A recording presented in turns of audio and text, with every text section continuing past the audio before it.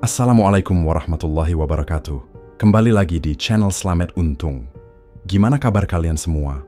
Semoga kalian dalam keadaan sehat dan sukses selalu ya. Dukung channel ini supaya bisa berkembang dengan menekan tombol subscribe, like, dan lonceng notifikasinya agar tak ketinggalan cerita horor lainnya. Tak usah berlama-lama lagi, kita masuk ke ceritanya. Hujan rintik-rintik membasahi jalanan desa, menyisakan genangan yang memantulkan cahaya temaram lampu warung bakso beranak milik Sutarjo. Meski malam telah larut, warung itu tetap ramai, dipenuhi pengunjung yang tak kenal lelah mengantri demi semangkuk bakso dengan kuah kental mengepul.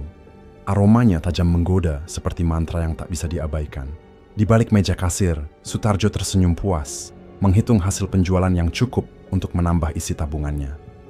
Tak ada yang menyangka pria sederhana yang dulunya hanya punya gerobak kecil di pinggir jalan, itu kini memiliki warung megah dengan 10 karyawan dan mobil mewah terparkir gagah di depan. Tapi seiring dengan kejayaan itu, satu pertanyaan terus bergema lirih di antara pelanggan setianya. Kemana perginya Wasiah? Seorang pelanggan tua bernama Pak Roni menyeruput kuah baksonya perlahan, lalu berseru, "Masya Allah, baksonya makin enak aja, Jo. Rahasianya apaan sih?" Sutarjo terkekeh ringan. "Hehe, biasa Pak, pakai bahan terbaik. Daging segar, bumbu turun-temurun." Pak Roni mengangguk, tapi sorot matanya berubah, menyiratkan rasa ingin tahu yang lebih dalam. "Oh iya Jo, istrimu, Wasiah, kemana? Udah lama banget nggak kelihatan." Sutarjo terdiam, hanya sejenak, tapi cukup untuk membuat suasana mengerut dingin. Sekilas, matanya tampak gelap, datar, seolah ada sesuatu yang dikurung di balik sana. Tapi ia cepat mengangkat senyum, tipis dan kaku. "Wasiah nggak begitu suka keramaian, Pak. Dia lebih nyaman istirahat di rumah." "Ah, pantesan. Kirain keluar kota atau gimana?" Sahut Pak Roni, kembali menyendok bakso ke mulutnya. Di sudut ruangan, seorang karyawan muda bernama Joko memperhatikan percakapan itu dalam diam. Sudah lebih dari setahun ia bekerja di warung. Ini dan satu hal selalu mengusik pikirannya. Wasiah benar-benar tak pernah muncul. Tak di warung, tak di rumah, tak pernah ada kabar. Setelah warung ditutup malam itu, Sutarjo menyuruh semua pegawainya pulang lebih dulu. Namun Joko sengaja berlama-lama, pura-pura sibuk membereskan meja. "Pak, saya pulang dulu ya," pamit Dani, salah satu pegawai. "Iya, hati-hati," jawab Sutarjo datar. Kini tinggal mereka berdua. Hujan di luar makin deras, seperti mengaminkan ketegangan yang perlahan naik. "Pak, boleh tanya sesuatu?" tanya Joko akhirnya, memberanikan diri. Sutarjo menoleh, matanya tajam seperti belati yang terhunus. "Apa?" "Bu Wasiah, dia kemana, Pak?" Suasana langsung menegang. Senyum Sutarjo lenyap begitu saja. Yang tersisa hanya tatapan dingin yang mengiris nyali. "Kamu nanya apa, Jok?" Suaranya rendah, namun mengandung sesuatu yang membuat bulu kuduk berdiri. Joko menelan ludah. "Iya, saya cuma penasaran, Pak. Udah setahun lebih saya kerja di sini, tapi nggak pernah sekalipun lihat Bu Wasiah." Sutarjo perlahan melangkah mendekat, tubuhnya tegap, bayangannya panjang memanjang oleh cahaya lampu. "Joko, ada hal-hal yang nggak perlu kamu tahu." Joko mundur setapak, jantungnya berpacu. "Maaf Pak, saya nggak bermaksud apa-apa." Sutarjo diam lama, lalu tersenyum tipis. Senyum yang tak sampai ke mata. "Bagus, sekarang pulanglah." Tanpa pikir panjang, Joko langsung melangkah keluar. Tapi langkahnya cepat, dadanya sesak, seolah ada sesuatu yang mengejar dari belakang. Ada yang tidak beres. Malam itu, setelah warung benar-benar sepi, Sutarjo mengunci pintu perlahan, hampir tak bersuara. Ia menarik napas panjang, lalu melangkah menuju lorong sempit di belakang warung. Lorong gelap yang jarang dilewati orang karena pengap dan sunyi. Di ujungnya, sebuah pintu kayu tua menanti, menghubungkan warung dengan rumah yang tampak seperti tak berpenghuni. Lampu temaram menggantung lemah di ruang tamu, menerangi sosok perempuan yang duduk membeku di atas kursi kayu. "Mas," suara lirih itu menggema pelan, nyaris seperti bisikan dari masa lalu. Sutarjo meneguk ludah, lalu melangkah mendekat. "Aku pulang ya." Wasiah menatapnya, wajahnya pucat seperti kain kafan, matanya kosong dan rambutnya tergerai lemas. menyentuh bahu yang kurus kering. Ia sudah lama tak keluar rumah, bukan karena keinginan, tapi karena itulah syaratnya. Dagangannya ramai, tanyanya pelan, hampir tak terdengar. Sutarjo mengangguk. Seperti biasa, ramai. Wasiah ikut mengangguk, lalu pandangannya menerawang ke jendela. Aku kangen warung, Mas, pengen lihat. Sutarjo cepat-cepat menunduk, menyembunyikan kilatan, takut di matanya. Kamu tahu, kamu nggak boleh ke sana ya. Aku cuma pengen lihat dari jauh. Nggak bisa. Suara Sutarjo meninggi, keras, seperti ingin menutup sesuatu yang mencoba keluar dari dalam dirinya. Wasiah terkejut, tubuhnya gemetar. Hening. Detik jam dinding terdengar seperti dentingan nisan. Sutarjo meremas rambutnya, lalu berlutut di hadapan istrinya. Maaf, aku nggak bermaksud marah. Tapi kamu tahu syaratnya kan? Kamu nggak boleh ke warung. Kita nggak boleh langgar perjanjian itu. Air mata menggenang di mata Wasiah. Ia tahu, ia ingat, 2 tahun lalu, saat warung mereka sekarat, ia sendiri yang meminta bantuan ayahnya di desa. Dukun tua itu memberikan jalan, tapi dengan harga. Harga yang tak bisa dibayar dengan uang. Salah satu syaratnya, Wasiah tidak boleh datang ke warung bakso. Jika dilanggar, semua yang telah mereka bangun akan lenyap. Bukan perlahan, tapi seketika. Aku cuma merasa kesepian, Mas, bisiknya. Sutarjo menatap wajah pucat istrinya dengan perasaan yang berkecamuk antara kasih sayang dan ketakutan. Ia tahu Wasiah menderita. Ia tahu istrinya merindukan suara-suara pelanggan, aroma dapur, dan hiruk-pikuk warung yang dulu dibangun bersama. Tapi semua itu telah dikorbankan, digadai demi perjanjian yang tak bisa diubah, tak bisa dibatalkan. Sutarjo menarik napas panjang, berat seperti mengangkat batu di dada. Aku bakal lebih sering pulang lebih awal. Aku bakal nemenin kamu. Bisiknya pelan, seakan takut jika seseorang atau sesuatu mendengarnya. Wasiah tersenyum, tipis dan hambar, tapi matanya masih menyimpan luka yang dalam. Di luar, angin malam berembus kencang, menyelinap lewat celah jendela, membawa bisikan yang hanya bisa dirasakan, bukan didengar. Hawa dingin merayap ke kulit Sutarjo, seperti tangan tak terlihat yang mengelus punggungnya. Ia tahu ada yang mengawasi, sesuatu yang tidak terlihat, tapi selalu hadir. Sesuatu yang memastikan perjanjian itu terus berjalan. Ia menggenggam tangan Wasiah erat-erat, seolah itu bisa melindungi mereka dari cengkraman yang tak kasat mata. Tidak ada jalan keluar, tidak ada. Dulu, 2 tahun lalu, hujan turun deras malam itu. Sutarjo duduk sendiri di bangku kayu warungnya, yang nyaris kosong, memandangi jalanan lengang dengan tatapan yang mati. Udara dingin menembus pori-pori, tapi lebih dingin lagi adalah perasaan di dadanya. Hampa, sepi, kalah. Di dapur, Wasiah berkutat dengan panci besar, mencoba membuat kuah bakso yang lebih gurih, lebih pekat. Tapi, jauh di lubuk hatinya, ia tahu, masalah mereka bukan sekadar rasa. Masalah mereka adalah nasib. Sial yang terus menempel, menggigiti, sedikit demi sedikit harapan mereka. Mas, kita harus cari jalan keluar, kata Wasiah lirih. Suaranya nyaris tak terdengar di antara gemuruh hujan. Sutarjo menghela napas panjang, lelah. Aku udah coba semua cara, ganti resep, kasih promo, utang bahan baku, masak lebih banyak. Tetap aja warung kita sepi. Wasiah duduk di sampingnya, kepalanya tertunduk. Uang sekolah anak-anak udah nunggak 2 bulan. Mas, listrik juga hampir diputus. Aku nggak tahu lagi harus bagaimana. Hening menggantung seperti kabut. Hanya suara, hujan yang menemani kesedihan mereka. Akhirnya, dengan tangan gemetar, Wasiah mengambil ponselnya dan menekan nomor ayahnya. Suara berat Pak Sugeng terdengar dari seberang. Halo, ya, warungku sepi terus. Utang numpuk. Anak-anak butuh uang sekolah. Aku harus bagaimana? Pak Sugeng terdiam sesaat. Pulanglah ke desa. Ada seseorang yang mungkin bisa bantu kamu. Siapa? Mbah Dukun. Wasiah terdiam. Jantungnya berdegup cepat. Ia pernah mendengar tentang sosok itu, lelaki tua yang tinggal di pondok kecil di bawah bukit. Banyak pedagang datang padanya, meminta penglaris. Ia tahu Sutarjo takkan setuju, Tapi ia sudah kehabisan waktu, kehabisan cara.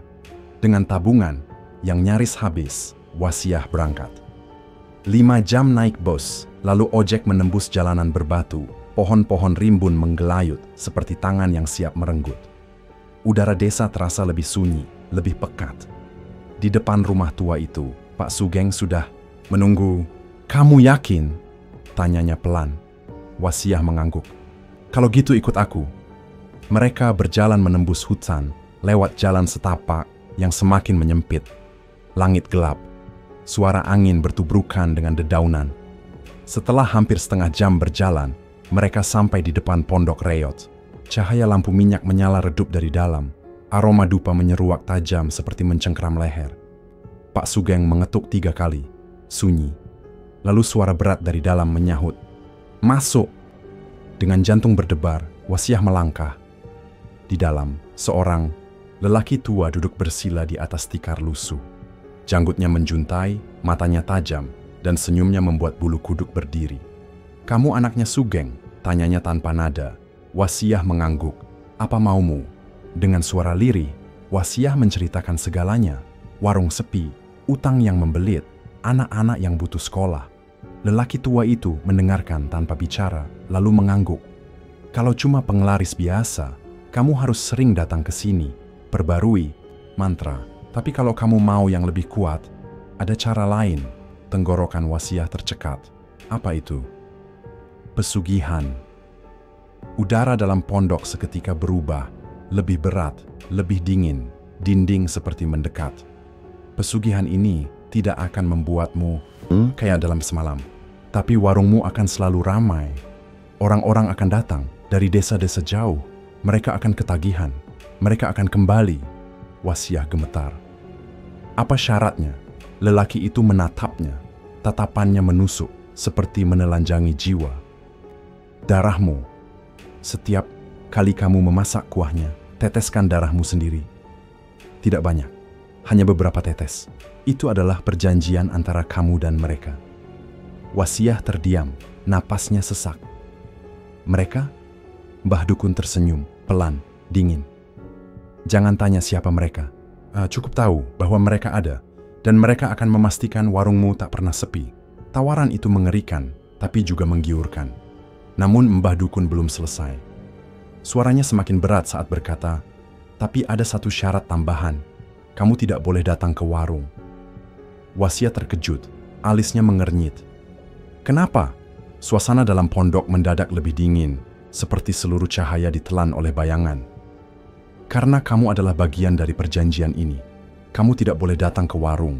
Kalau kamu datang, keseimbangan akan terganggu. Dan mereka tidak akan senang." Wasiah bergidik. Mbah Dukun menatapnya tajam, matanya seperti menembus tulang. "Sekali kamu mengambil jalan ini, tidak ada jalan kembali. Jika suatu hari kamu berhenti memberikan mereka apa yang mereka inginkan, maka mereka akan mengambilnya sendiri." Dengan tangan gemetar dan hati yang dicekam rasa takut, Wasiah akhirnya mengangguk. Malam itu, saat ia kembali ke rumah, ia tidak menyembunyikan apapun dari Sutarjo. Di ruang tamu yang remang-remang, dengan suara yang bergetar, ia menceritakan segalanya. Tentang perjalanan ke desa, tentang Mbah Dukun, tentang darah, dan tentang syarat mengerikan yang melarangnya menginjakkan kaki di warung mereka sendiri. Sutarjo terdiam cukup lama, tatapannya kosong. Pikirannya seperti hanyut ke dalam pusaran yang tak berujung. Antara takut dan harapan, ia menelan pahit kenyataan. "Kamu yakin ini akan berhasil?" Suaranya nyaris tak terdengar. Wasiah mengangguk. "Aku nggak akan ngelakuin ini kalau aku nggak yakin. Kita udah nggak punya pilihan, Mas." Sutarjo menunduk, berpikir dalam, menyusuri segala kemungkinan. Ia tahu ini bukan jalan yang baik, tapi anak-anak mereka butuh makan. Hutang menjerat seperti tali yang makin lama makin kencang. Warung mereka sudah sekarat. Ia akhirnya menggenggam tangan istrinya dan menatap mata yang penuh kelelahan itu. "Aku setuju, kita coba." Wasiah menghela napas lega, tapi tetap mengingatkan. "Tapi aku nggak boleh datang ke warung, itu bagian dari perjanjian." Sutarjo mengangguk perlahan. "Baik, aku akan pastikan kamu tetap di rumah." Pagi itu, ritual pertama dilakukan. Di dapur sempit, Wasia berdiri dengan jantung yang berdetak kencang. Ia membuka botol kecil berisi darah yang sudah dijampi. Cairan merah itu mengalir lambat, menetes ke dalam panci besar berisi kuah mendidih. Saat darah menyatu dengan kaldu, hawa, dingin menyergap seisi ruangan. Ia mengaduk pelan, dan saat itu ia merasakan sesuatu yang tak terlihat, tapi hadir, mengawasi dari sudut dapur. Ketika warung dibuka, keajaiban terjadi. Orang-orang berdatangan satu persatu. Lalu berbondong-bondong, warung penuh sesak. Pelanggan memuji rasa bakso yang entah kenapa terasa lebih nikmat dari sebelumnya, seperti ada sesuatu yang tak bisa dijelaskan, namun membuat mereka ketagihan. Sejak hari itu, warung mereka tidak pernah sepi. Tapi di balik semua keberhasilan itu, Wasia tahu ada harga yang harus dibayar, dan harga itu tidak murah. Di ruang tengah rumah, ia duduk memandangi botol kecil yang kini tinggal separuh. Cairan merah pekat di dalamnya tampak berdenyut seperti hidup. Sudah setahun sejak ritual pertama, warung bakso beranak milik Sutarjo berkembang pesat. Dari warung kecil di pinggir jalan, kini mereka memiliki cabang baru di kecamatan sebelah. Pelanggan rela antre panjang setiap hari demi mencicipi bakso yang konon bisa membuat orang lupa segalanya. Tapi tubuh Wasia kian lemah. Setiap tetesan darah yang diberikan terasa seperti mencuri sepotong nyawanya. Wajahnya pucat, tubuhnya menyusut, dan rasa pusing semakin sering datang seperti gelombang tanpa jeda. Malam itu, Sutarjo pulang lebih larut dari biasanya. Ada aroma asing di bajunya. Parfum yang tidak pernah dipakai Wasia. Ia tidak bertanya, hanya menatap kosong dan berkata dengan suara lirih, "Mas, darahnya udah mau habis." Sutarjo menoleh sekilas ke arah botol di tangan istrinya. "Ya udah, besok kamu ke desa lagi, minta penglaris baru ke Mbah Dukun." Wasia menggigit bibirnya. "Aku takut, Mas. Aku makin lemah. Gimana kalau aku enggak kuat lagi?" Sutarjo menghela napas, wajahnya mengeras. "Yah, jangan manja lah. Mau warung kita sepi lagi, mau kita miskin lagi." "Tapi Mas, udah." Sutarjo melangkah ke dapur, menuang segelas air, meneguknya cepat. "Besok kamu pergi. Tanya Mbak Dukun ada cara lain enggak?" Wasia terdiam. Dalam hatinya, ia tahu tidak ada cara lain yang lebih mudah. Keesokan harinya, Wasia kembali ke desa. Pak Sugeng menyambut dengan tatapan cemas. "Kamu yakin mau terusin ini, Ndu?" Wasia menunduk, menahan air mata. "Udah nggak ada jalan lain ya." Pak Sugeng hanya menghela napas berat, lalu mengantarnya kembali ke pondok di balik hutan itu. Jalan setapak terasa lebih sempit, lebih sunyi dari sebelumnya. Kabut menggantung rendah di antara pepohonan. Saat mereka tiba, Mbah Dukun sudah duduk, bersila di tengah ruangan, dupa mengepul mengelilinginya seperti kabut mimpi buruk. "Kamu datang lagi," suaranya berat, nyaris seperti gumaman dari tempat yang jauh. Wasia mengangguk. "Aku sangat lelah, Mbah. Aku makin lemah." Tatapan Mbah Dukun menyala dingin. "Sudah kubilang, ini bukan sekadar perjanjian biasa. Kamu harus siap menerima akibatnya." Wasia menggigit bibir, mencoba menahan ketakutan yang mulai menyergap. "Tidak ada cara lain, Mbah?" Mbah Dukun menghela napas panjang.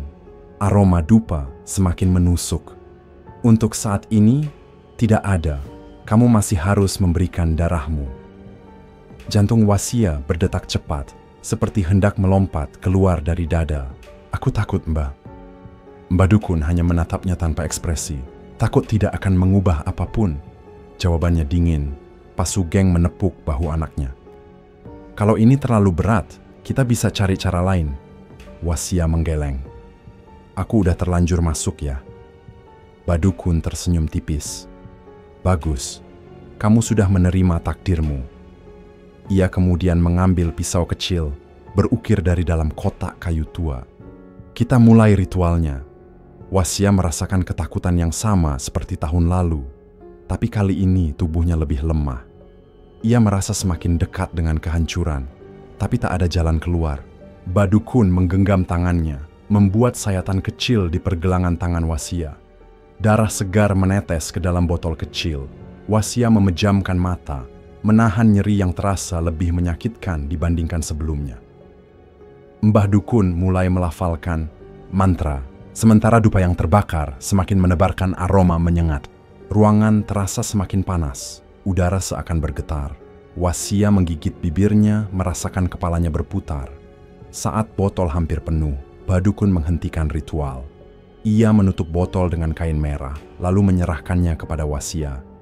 Ini akan bertahan setahun lagi, katanya. Wasia menatap botol itu dengan tangan gemetar. Tapi ingat, lanjut Mbah Dukun dengan nada lebih serius. Tahun depan darahmu tidak bisa lagi digunakan untuk pesugihan. Kamu harus mencari tumbal. Wasia terdiam. Tumbal? Mbah Dukun mengangguk. Kalau kamu tidak mau memberikan nyawa orang lain, maka mereka akan mengambilnya sendiri. Wasia menggigil. Ia merasa semakin jauh tenggelam dalam kegelapan yang tidak bisa ia hindari. Setelah pulang dari desa, Wasia merasakan perubahan dalam rumah tangganya. Dulu, setiap kali ia pulang membawa botol darah, Sutarjo akan menyambutnya dengan senyuman puas. Tapi kali ini, Sutarjo tampak lebih dingin. Ia jarang pulang cepat, sering menghabiskan waktu di luar dengan alasan mencari lokasi baru untuk cabang warung. Wasia tidak menceritakan masalah mencari tumbal yang diminta oleh Mbah Dukun kepada Sutarjo. Wasia hanya menyerahkan botol yang telah dimantrai oleh Mbah Dukun pada Sutarjo dengan senyuman yang semeringah. Sutarjo menerima botol itu. Dia tidak tahu bagaimana nasib istrinya yang sudah mengorbankan darah dan dirinya untuk keberhasilan warung bakso beranaknya. Wasia duduk di beranda rumah, menatap botol kecil berisi darahnya sendiri. Tubuhnya semakin lemah, kulitnya pucat, dan kantung matanya semakin menghitam. Tapi warung bakso milik Sutarjo semakin ramai, semakin sukses. Semua orang memuji betapa enaknya bakso mereka, betapa lezatnya kuahnya, tanpa tahu harga yang telah ia bayar. Ia sudah menerima takdirnya. Ia sudah mengorbankan dirinya demi keluarga. Tapi hari itu, dunia yang ia pertahankan dengan darahnya sendiri mulai runtuh. Arifin duduk di bangku kayu tua, wajahnya gelisah. Ia menatap kakaknya yang tampak begitu lemah, lalu menatap botol kecil di meja. Arifin menghela napas panjang. Wasia menoleh, tersenyum lelah. Ada apa, Vin? Arifin ragu sejenak, tapi ia tidak tahan lagi. Ia telah melihat semuanya di warung. Bagaimana Sutarjo sering pergi diam-diam dengan Weni. Bagaimana mereka berbicara mesra. Bagaimana tatapan Sutarjo berubah ketika melihat wanita itu. Ia ingin diam. Ia ingin berpura-pura tidak tahu. Tapi melihat Wasia yang semakin hari semakin kehilangan dirinya sendiri demi warung itu, hatinya tidak bisa tinggal diam. Kak, ada sesuatu yang harus kakak tahu. Wasia menatap adiknya, bingung dengan nada suaranya yang serius. Kenapa? Vin? Arifin menelan ludah. Mas Arjo, dia selingkuh. Wasia terdiam. Arifin merogoh saku jaketnya, mengeluarkan beberapa lembar foto yang diam-diam ia ambil dengan ponselnya. Dalam foto itu, terlihat Sutarjo sedang duduk di sebuah kafe bersama seorang perempuan muda dan cantik. Weni. Mereka terlihat begitu mesra. Sutarjo merangkul Weni. Weni menyandarkan kepalanya ke bahu Sutarjo. Dalam satu foto, Sutarjo bahkan mencium pipi wanita itu. Dari dulu aku udah curiga, kata Arifin lirih. Mas Sutarjo sering pergi sama perempuan itu. Mereka bukan cuma ngobrol. Aku dengar sendiri. Mas Arjo bilang dia sayang sama Weni. Dada Wasia terasa sesak, tapi wajahnya tetap datar. Tidak ada air mata. Tidak ada amarah yang meledak-ledak. Hanya kehampaan. Arifin menggenggam tangan kakaknya. Kakak udah ngorbanin banyak hal buat warung itu. Buat Mas Sutarjo. Kakak rela kasih darah sendiri biar warung tetap ramai. Tapi lihat apa yang dia lakuin, Kak. Dia malah ngabisin uang warung buat Weni. Wasia menatap foto-foto itu lama. Dari mana kamu dapat ini? Tanyanya dengan suara yang hampir berbisik. Aku ngikutin mereka. Aku udah curiga dari lama, tapi aku nggak mau nuduh tanpa bukti, kata Arifin. Tapi sekarang aku yakin, Kak. Mas Sutarjo udah nggak peduli lagi sama kakak. Dia lebih peduli sama perempuan itu. Wasia menghela napas pelan, lalu menyandarkan tubuhnya ke kursi. Apa kakak nggak marah? Arifin bertanya, bingung dengan reaksi Wasia yang begitu tenang. Wasia tersenyum tipis, tapi matanya kosong. Marah? Aku bahkan udah nggak tahu harus marah ke siapa. Aku. Nggak ada tenaga, Vin. Arifin menatap kakaknya, merasa semakin kasihan. Kak, kita bisa lakuin sesuatu. Kakak bisa tinggalkan dia dan kasih dia pelajaran. Wasia mengangkat tangan, menghentikan kata-kata Arifin. Aku udah terlalu dalam, Vin. Udah nggak bisa mundur lagi. Arifin menatap kakaknya, bingung. Maksud kakak? Wasia menatap bekas luka di tangannya akibat pengambilan darah untuk pesugihan. Lalu ia menatap foto Sutarjo dan Weni. Senyumnya semakin tipis. Malam itu, Wasia menunggu Sutarjo pulang. Ia memasak makan malam seperti biasa, menyiapkan meja, menunggu dengan sabar. Ketika Sutarjo masuk ke rumah dengan langkah santai, ia tersenyum lembut. "Kamu masak apa ya?" tanya Sutarjo, melempar jaketnya ke sofa. "Sup ayam," jawab Wasia, pelan. Sutarjo duduk di kursi, mengambil sendok dan mulai menyantap makanannya tanpa curiga. Wasia memperhatikan setiap gerakannya. Memperhatikan cara suaminya makan tanpa merasa bersalah sedikit pun. "Kamu tadi dari mana?" tanya Wasia pelan. Sutarjo mengangkat bahu, nyari lokasi buat cabang warung baru. Wasia hanya mengangguk sendiri. Sutarjo berhenti sejenak, lalu melanjutkan makannya. "Iya." Wasia tersenyum, lalu berdiri dari kursinya. "Kamu tahu, Mas, aku tadi ngobrol sama Arifin." Sutarjo mengangkat alis, menelan suapannya. "Ngobrol? Apa?" Wasia tidak menjawab. Ia berjalan ke meja kecil di sudut ruangan, mengambil beberapa lembar foto, lalu meletakkannya di depan Sutarjo. Sutarjo menatap foto-foto itu. Tangan Wasia terlipat di depan dada. "Kamu yakin tadi sendirian?" Dada Sutarjo naik turun, wajahnya tegang. Aku bisa jelasin," katanya. Suaranya sedikit bergetar. Wasia tersenyum tipis. "Aku nggak butuh penjelasan, Mas." Sutarjo menatap Wasia, mencoba membaca ekspresi istrinya. Ia berharap Wasia akan marah, berteriak, memakinya. Tapi tidak. Wajah Wasia terlalu tenang. Dan itu membuatnya takut. "Kamu nggak mau nanya apa-apa?" tanya Sutarjo. Hati-hati. Wasia menatap suaminya lama. "Enggak." Sutarjo menelan ludah. "Jadi, kamu mau apa?" tanyanya lagi.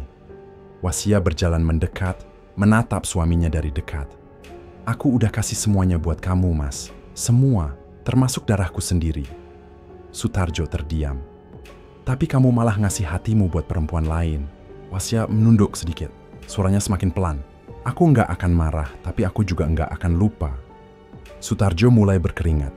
Wasia tersenyum, lalu mengambil piring kotor suaminya. "Makan yang banyak, Mas. Kamu pasti butuh tenaga buat ketemu Weni besok kan?" Sutarjo menatapnya tanpa berkedip. Saat itu ia merasa ada sesuatu yang berubah dalam diri Wasia. Dan untuk pertama kalinya sejak mengenal istrinya, Sutarjo merasa takut. Sejak terbongkarnya perselingkuhan Sutarjo, Wasia tidak lagi banyak bicara. Ia tidak bertanya kemana Sutarjo pergi. Tidak peduli kapan suaminya pulang, dan tidak lagi memasakkan makanan favoritnya seperti dulu. Sutarjo awalnya merasa lega. Ia pikir mungkin istrinya sudah benar-benar menyerah, menerima keadaan, atau bahkan sudah tidak peduli lagi. Tapi seiring waktu, sikap dingin Wasia justru membuatnya gelisah. Dulu, setiap kali pulang, Wasia akan menyambutnya di depan rumah, bertanya bagaimana harinya, menyajikan teh hangat, dan menemaninya makan. Tapi sekarang rumah terasa sunyi. Wasia hanya sibuk mengurus anak-anak dan rumah. Tidak ada teguran, tidak ada amarah, tidak ada kecurigaan. Seolah ia hanyalah bayangan di rumahnya sendiri. Awalnya Sutarjo berusaha menunjukkan perubahan. Ia sengaja pulang lebih cepat, mencoba menunjukkan kalau ia sudah kembali menjadi suami yang baik. Ia menghindari Weni, setidaknya untuk beberapa bulan. Tapi itu tidak bertahan lama. Bulan ke-7, godaan itu datang lagi, dan Sutarjo kembali pada Weni. Malam itu, Sutarjo berdiri di depan cermin, merapikan rambutnya. Parfum mahal yang jarang ia pakai saat di rumah kini disemprotkan ke lehernya. Ia melirik ke arah pintu kamar, memastikan Wasia tidak melihatnya. Tapi sejujurnya, ia tahu Wasia pasti tahu. Hanya saja, wanita itu tidak lagi peduli. Tanpa suara, ia melangkah keluar rumah, memastikan langkahnya tidak membangunkan siapapun. Motor dinyalakan perlahan, dan dalam hitungan detik, ia sudah melaju, menuju tempat di mana Weni menunggunya. Sutarjo sengaja tidak menggunakan mobilnya karena takut Wasia makin curiga. Di sebuah rumah kecil di pinggir kota, Weni sudah bersiap. Wanita muda itu mengenakan gaun merah, rambut panjangnya dibiarkan terurai. Senyumnya merekah saat melihat Sutarjo tiba. "Kamu lama banget," renggeknya manja. Sutarjo terkekeh. "Maaf, tadi harus nunggu anak-anak tidur dulu." Weni mengerucutkan bibirnya, lalu menarik tangan Sutarjo masuk ke dalam rumah. "Aku kangen, Ta." Sutarjo tersenyum puas. Disinilah ia merasa seperti seorang raja. Weni selalu memanjakannya, membuatnya merasa lebih muda, lebih diinginkan. Sementara Wasia di rumah hanya seorang istri yang diam dan dingin, yang tidak lagi mempermasalahkan kepergiannya. Bersama Weni, Sutarjo merasa hidup kembali. Di rumah, Wasia duduk di ruang tamu dengan tatapan kosong. Ia mendengar motor Sutarjo pergi, tapi seperti biasa, ia tidak mengatakan apa-apa. Anak-anak sudah tidur, rumah dalam keadaan tenang. Tapi di dalam hatinya ada badai yang bergemuruh. Ia tahu ini akan terjadi lagi. Sutarjo bukan pria yang bisa setia. Ia hanya butuh waktu untuk kembali ke kebiasaannya. Dan benar saja, bulan ke-7 setelah ketahuan berselingkuh, ia kembali ke pelukan perempuan itu. Wasia menghela napas pelan. Tangannya terulur ke dalam lemari kecil di sudut ruangan. Jari-jarinya menyentuh botol kaca berisi cairan hitam pekat. Darahnya yang selama ini menjadi sumber keberuntungan warung bakso mereka. Ia menatap botol itu lama. Mbah Dukun sudah memperingatkannya tahun lalu. Tahun ini darahnya tidak lagi cukup. Ya betul tumbal. Dan dalam hati, Wasia tahu siapa yang pantas untuk itu. Ia menutup lemari dengan pelan, lalu berjalan menuju kamar. Esok ia akan kembali ke desa, dan kali ini ia tidak akan memberikan darahnya lagi. Malam itu, Wasia duduk di beranda rumah sambil menatap langit yang gelap. Angin berembus dingin membawa bau tanah basah setelah hujan sore tadi. Matanya kosong tapi hatinya penuh dendam. 3 tahun. 3 tahun ia mengorbankan dirinya, mencampurkan darahnya ke dalam kuah bakso, mendiamkan setiap pengkhianatan, membiarkan Sutarjo menikmati hasil dari pesugihan yang ia jalani dengan tubuh dan jiwanya. Tapi tahun ini tidak lagi. Ia telah memutuskan siapa yang akan menjadi tumbalnya. Sutarjo. Pagi-pagi sekali, Wasia berpamitan kepada anak-anaknya. "Bu, kapan pulangnya?" tanya anak sulungnya. "Secepatnya, Nak. Ibu cuma sebentar," jawab Wasia sambil mengelus rambut anaknya. Tanpa pamit pada Sutarjo yang masih tertidur pulas, ia berangkat ke desa ayahnya. Perjalanan panjang itu ditempuhnya dalam diam, hatinya penuh dengan niat yang telah bulat. Saat tiba di rumah ayahnya, Pak Sugeng menyambutnya dengan tatapan penuh tanya. "Kamu yakin mau lanjut, Nuk?" tanyanya pelan. Wasia mengangguk. "Tapi kali ini bukan darahku yang akan aku berikan, Pak." Pak Sugeng menghela nafas panjang. Ia tidak bertanya lebih jauh. Ia tahu anaknya telah melalui banyak hal. Malamnya, Wasia berjalan menuju pondok Mbah Dukun di bawah bukit. Udara terasa lebih dingin dari biasanya, dan pepohonan di sekelilingnya bergoyang pelan, seperti berbisik satu sama lain. Sesampainya di pondok, Mbah Dukun sudah menunggunya. "Kamu datang lagi," suara serak. Itu menyambutnya. Wasia mengangguk. "Persediaan sudah habis. Aku ingin memperbarui pesugihan." Mbah Dukun menatapnya lama lalu menggeleng. "Tidak bisa lagi pakai darahmu. Tubuhmu tidak akan kuat. Sudah saatnya mencari tumbal." Wasia menarik nafas dalam. "Aku sudah memilih."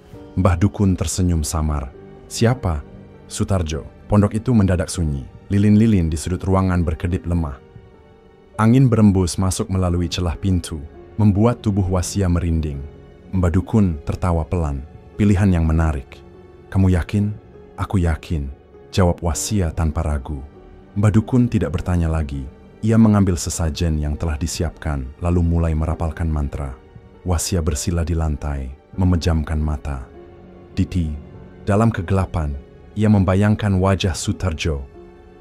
Membayangkan bagaimana lelaki itu menikmati hidup dengan hasil dari pesugihan ini. Sementara dirinya perlahan-lahan kehilangan segalanya. Saat mantra selesai, Mbah Dukun meneteskan darah ayam hitam ke dalam mangkuk tanah liat, lalu menggoreskan pisau kecil ke telapak tangan Wasia, hanya setetes sebagai simbol. Tumbal sudah dipilih. "Sekarang kita lihat bagaimana takdir bekerja," ujar Mbah Dukun. Wasia membuka matanya. Ia tahu ini hanya soal waktu.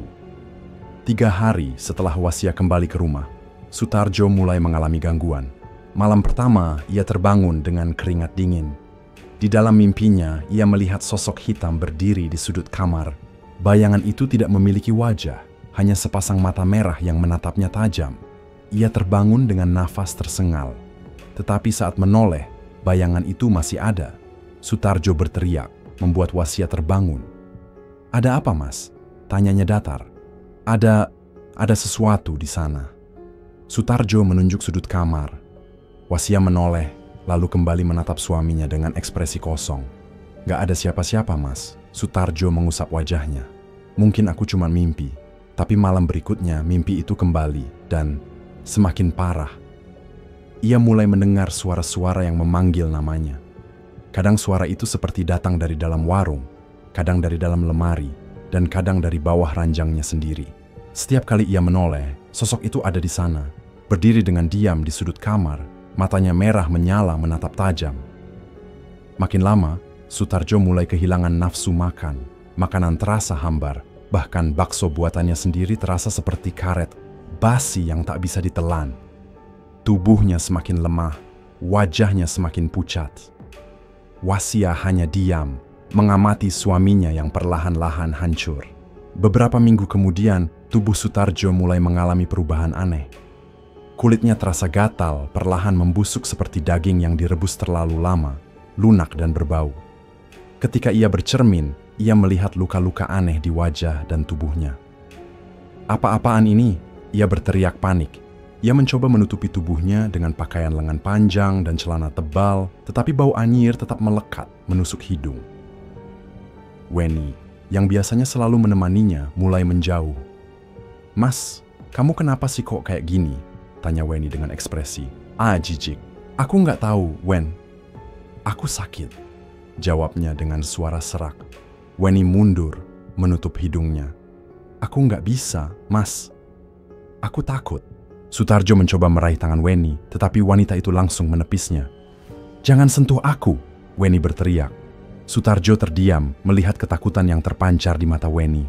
Beberapa hari kemudian, Weni menghilang tanpa kabar. Ia telah meninggalkannya. Keadaan Sutarjo semakin parah. Tubuhnya semakin membusuk. Kulitnya mengelupas seperti daging yang direbus terlalu lama. Ia tidak bisa makan, tidak bisa tidur. Setiap malam, ia bisa mendengar tangisan ketakutan yang melengking dalam kepalanya. Wasia tetap diam, tetap merawat anak-anaknya seperti biasa, seolah tidak ada yang terjadi. Hingga suatu malam, suara Sutarjo terdengar dari kamar. "Istighfar, Mas, istighfar." Wasia berdiri di depan pintu, melihat Sutarjo yang sudah terkapar di lantai. Tubuhnya hanya tinggal tulang berbalut daging yang membusuk. Mata Sutarjo memohon belas kasihan. "Tolong aku." Suaranya lemah. Wasia menatapnya tanpa ekspresi. 3 tahun, Mas." Suaranya bergetar. 3 tahun aku kasih darahku buat warung itu, buat kamu, tapi kamu malah kasih hidupmu buat perempuan lain." Sutarjo menangis. Aku salah." Wasia tidak menjawab. Ia hanya berbalik meninggalkan kamar itu. Malam itu Sutarjo mengerang kesakitan. Tubuhnya seperti diremas dari dalam, seperti ada tangan-tangan yang menariknya ke dalam kegelapan. Di pagi hari, ia telah tiada. Hari pemakaman Sutarjo berlangsung tanpa banyak pelayat. Wasia hanya berdiri di kejauhan, memandangi tanah yang mulai menutup tubuh suaminya. Ia tidak menangis. Tidak ada kesedihan di hatinya, hanya kelegaan. Sutarjo telah mendapatkan balasannya. Setelah Sutarjo meninggal, Wasia telah bulat dengan pilihannya. Ia berdiri di depan rumah, menatap langit yang mulai memerah saat matahari tenggelam. Di tangannya, ia menggenggam sebuah botol kecil berisi cairan merah pekat, sisa terakhir dari perjanjiannya dengan pesugihan. Ia menarik napas dalam. Ini adalah sisa darah yang selama ini ia korbankan, darah yang membuat warungnya berjaya, tetapi juga darah yang membawa malapetaka. Tanpa ragu lagi, ia membuka tutup botol itu dan menuangkan isinya ke tanah. "Aku nggak mau lagi," bisiknya pelan. Angin sore bertiup lembut, seakan menyambut keputusannya. Warung bakso beranak masih buka seperti biasa, meskipun tidak seramai dulu. Pelanggan setia masih sering datang, beberapa bahkan tetap memuji rasa baksonya. "Tumben sepi, Mbak?" tanya Bu Yati, salah satu pelanggan lama. Wasia tersenyum tipis. "Iya, Bu, mungkin udah nggak sehits dulu." Bu Yati tertawa kecil. "Yang penting tetap buka, baksonya masih enak kok." Wasia hanya mengangguk, menyendok kuah ke dalam mangkuk. Tapi dalam hatinya, ia tahu alasan sebenarnya. Pesugihan telah berakhir, dan sekarang semuanya terasa lebih nyata. Suatu malam, Arifin datang ke rumah adiknya itu. Menatapnya dengan sorot mata, penuh tanya. "Kakak yakin udah ninggalin semuanya?" tanyanya pelan. Wasia mengangguk. "Iya, Vin, aku udah buang botol terakhir tadi sore." Arifin menghela napas lega. "Baguslah, aku cuma takut kakak bakal tergoda buat balik lagi." Wasia menatapnya dalam. "Aku juga takut, Vin.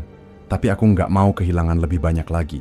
Aku udah kehilangan Sutarjo dan hampir kehilangan diriku sendiri." Arifin menggenggam tangan kakaknya. "Aku selalu ada buat kakak. Yang penting sekarang kakak jalani hidup yang lebih baik." Wasia tersenyum kecil.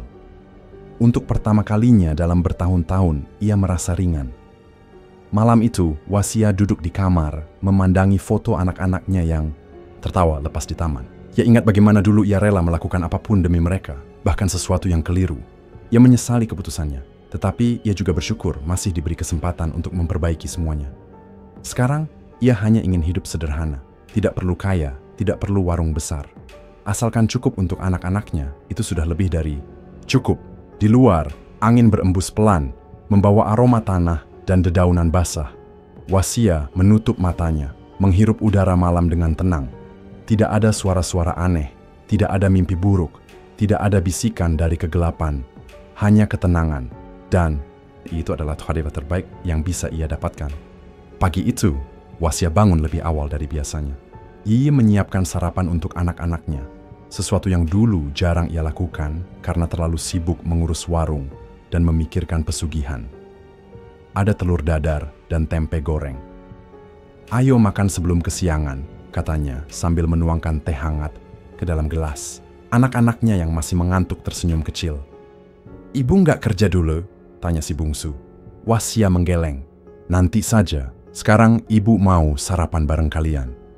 Rasanya sudah lama ia tidak duduk santai seperti ini, menikmati pagi tanpa terburu-buru atau dihantui kecemasan. Setelah anak-anak berangkat sekolah, Wasia berjalan menuju warungnya. Ia tahu warung itu tak akan seramai dulu, tapi itu tidak masalah. Ia ingin membangun segalanya dengan cara yang benar, tanpa jalan pintas. Saat membuka pintu warung, ia melihat Arifin sudah berdiri di sana, menunggunya dengan senyum tipis. "Aku bantuin ya, Kak," Wasia mengangguk. "Iya, Vin, kita mulai lagi dari awal." Dan untuk pertama kalinya setelah bertahun-tahun, ia merasa benar-benar bebas.